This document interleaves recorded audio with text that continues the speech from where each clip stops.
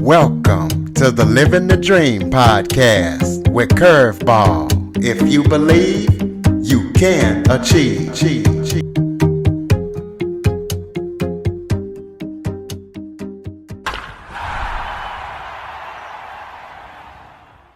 Welcome to the Living the Dream with Curveball podcast, a show where I interview guests that teach, motivate, and inspire.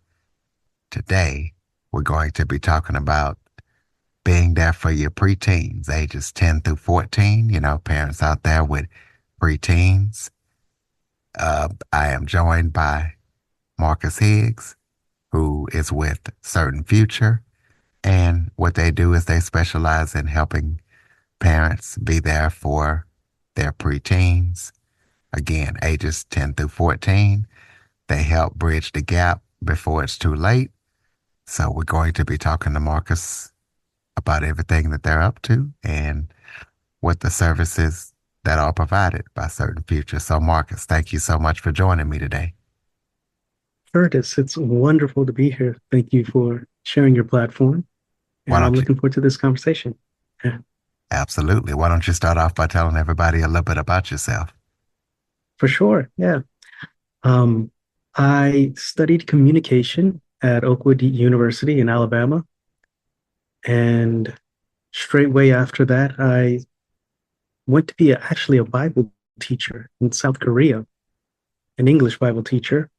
And as I say, my view of the world expanded. Religion and spirituality has never been a burden for me. And actually, it's a bit about the work I do now. That's why I bring it up. But I then went and taught out in the Middle East, Saudi Arabia, for 2.5 years. I spent some time in Spain and then in Thailand. So I was a teacher in all these places. And I came out of the classroom and I still wanted to serve children. And Saraja said, if you want to help kids, support the parents. So I still call myself an educator. It's just a different audience now. And now I help parents of preteens with their communication in a framework I call the Show Up Framework. And that's what I do. That's what I love doing. And that's what I'm planning to do for the next, let's say, 10 years until students who I taught in 5th grade where they could use these on their kids. Yeah, you're an educator and a mentor to people in over 20 countries. So yeah. Explain to the listeners what the Show Up Framework is and how you came up with it. Sure. The Show Up Framework, it's really human development. And it is transformational coaching. I work with the parent and I use the thing that's most relevant to the parent, which is their relationship with their kid. Then the Show Up Framework, it starts with a strong identity. And that's actually one of the challenges we're noticing with not only preteens, because this is how it's always been, moving into adolescence and moving into teenage years, trying to find our identity, but also preteens of this day and age in social media. There's this book called The Anxious Generation, and it talks about how there was an uptick in the mental health issues around 2012 that we noticed. And what really happens is kids are forming their identities behind the screen, meaning in the likes and in the communities online. And I'm not against technology by no means. I mean, we're talking on a podcast now, right? But when the screen shuts down, the question is, who am I? And if you have no sense of identity, when the screen closes, you're not able to push against or manage the stressors of life. So that's why the Show Up Framework starts with a strong identity, yes. And that's by looking at the virtues and values that are innate, the ones that are already there naturally with your child and helping to cultivate those. Before I go on, any thoughts on that? Well, what made you want to start supporting parents and their preteens? One, I'm interested in human development. Having traveled to all those different places and experienced different cultures, you start to see where there's overlap or where there's a common theme. And really, the work that I do, it can be for anybody, quite honestly. The reason I want to support parents and preteens is because two things come to mind. One, this is the most influential time. It's the first identity breaking. Life is about, continually breaking your identity and you figuring out who you are so you can answer I am. But with this first one, if you do it correctly, you can change the whole perception and understanding of what life is. And the second reason why do I work with parents is because I want to use the most influential voice inside their life. The most influential voice at that moment is their parent. That's why we say be mindful of the voice with which you speak to children, for in time that becomes a voice with which they speak to themselves. So that's why I chose this group. Well, talk about ways that parents can take everyday stressors and use them for character building in their preteens. Mm, mm. So to develop, we need to be stressed. That's just my belief. Everything that eventually grows must first break. When you look at an egg, if it breaks from the outside, there's death, but if it breaks from the inside, there's life that emerges. When you look at a butterfly in a cocoon, when you look at birth, everything is coming forth from the middle. And that's actually what education means, the etymology or the root of the word, as well as to parent. There's this Ernest Hemingway line that says, life breaks us all and some are made stronger in the broken places. The question is, what story do you tell yourself after you're broken? That's what really says, are we going to step into growth? Are we going to mend ourselves and become back stronger and come back stronger? Or are we utterly destroyed? Now, if we learn how to manage these stressors as they come, there are three basic type of stressors in life, and this comes from Phil Stutz actually.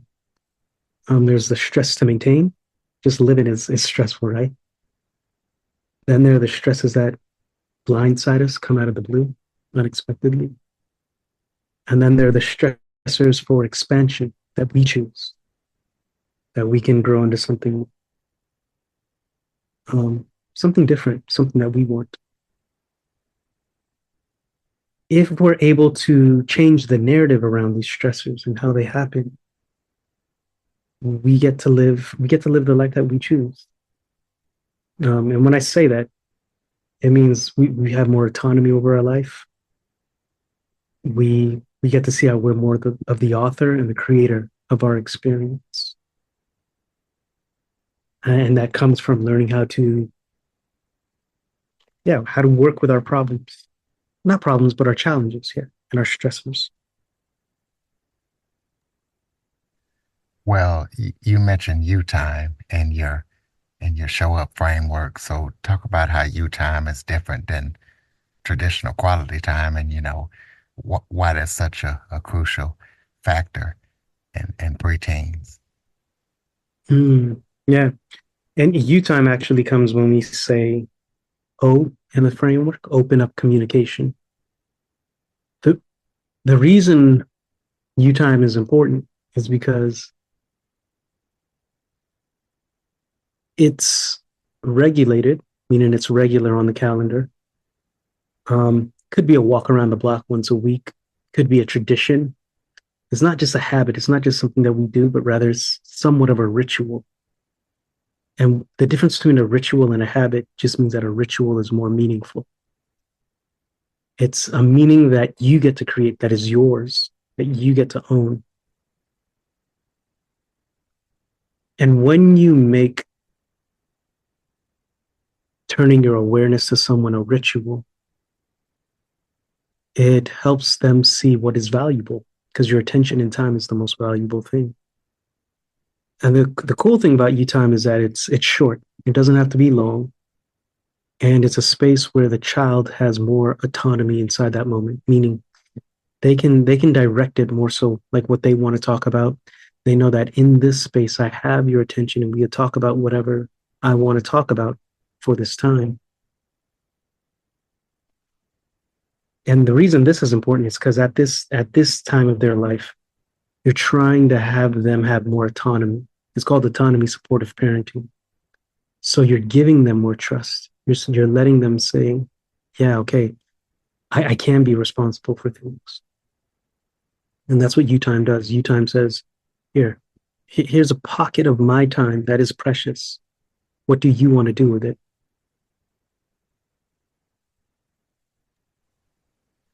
So you also coined the term identity discovery moment. So talk about Mm, that and how parents can use that to help their kids build resiliency. sure, sure. Well, an identity discovery really is an epiphany. It's an understanding of who you are and your character.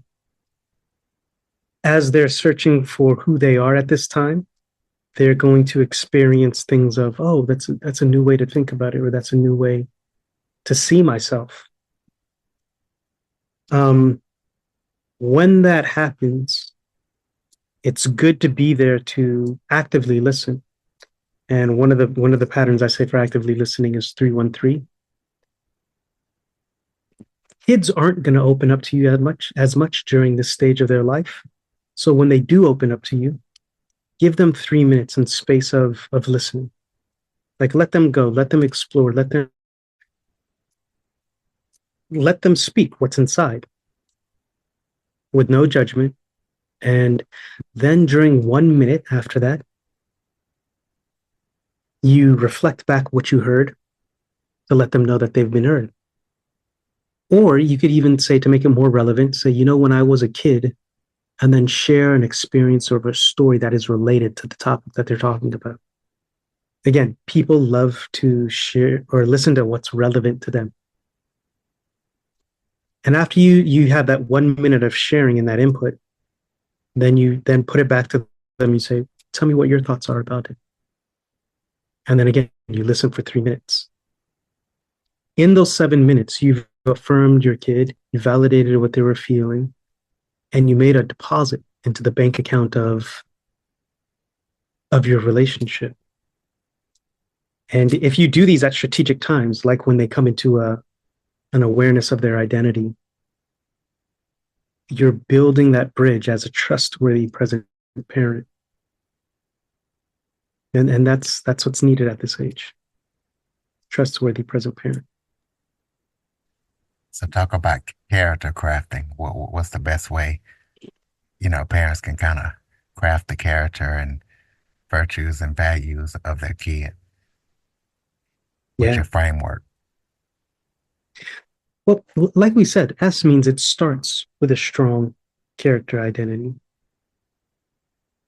Everything in the framework after that then deals with the child's character.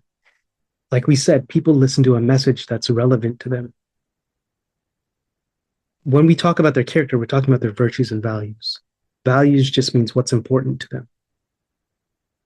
Their values will change over time, but it's something that they hold important. Their virtues are part of their character. It's from the 24 Virtues in Action, VIA. Um, and these are with all people, all cultures, all religions, all philosophies. So every step of the show up framework is dealing with their virtues and values.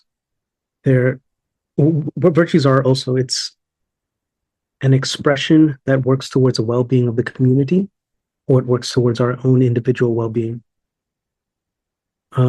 These 24 things are like, what is this? Humility, leadership, creativity, gratitude. If you want to take the test for this, you can go to VIA.org, Virtues in Action. That's what it's called. Now, to craft somebody's identity, again, we're trusting the wisdom of the kid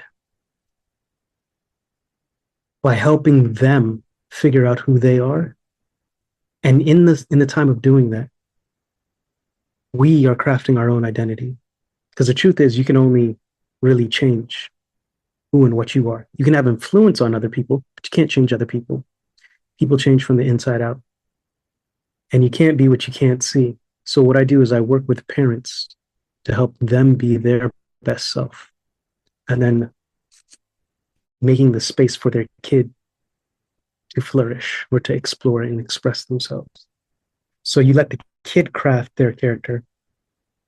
And the way you influence it is by bringing their awareness to their dopeness, to their awesomeness, to the beauty that's inside. Well, tell us about your book. Tell us what listeners can expect when they read it or where they can get it from. Sure. I'm currently writing my book, The Show Up Framework, Nurturing Your Preteens.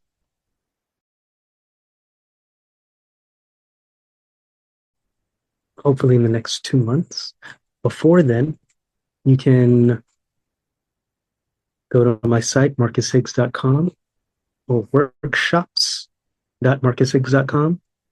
And there are workshops as it relates to mapping out our family identity, as well as how to nurture your preteen's potential in the digital age, finding out how to actually leverage technology to work for you.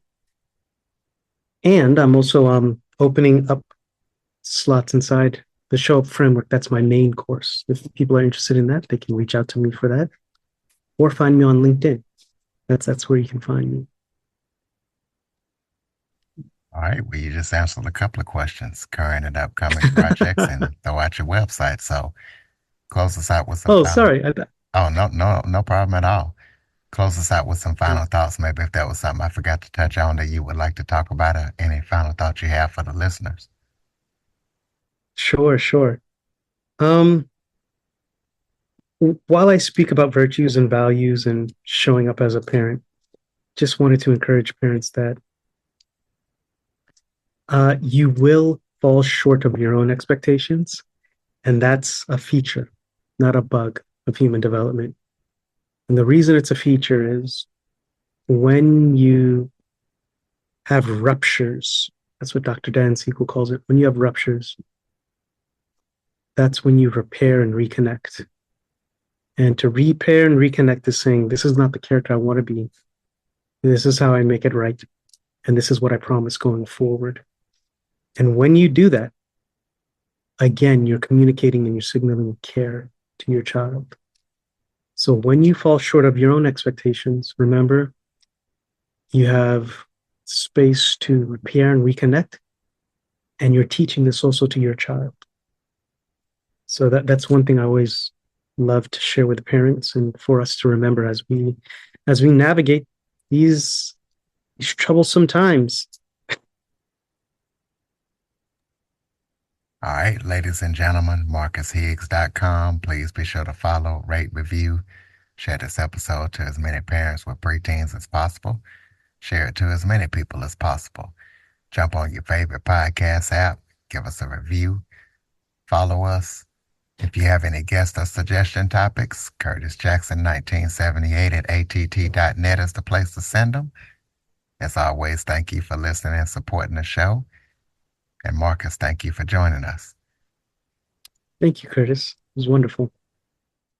For more information on the Living the Dream podcast, visit www.djcurveball.com. Until next time, stay focused on living the dream.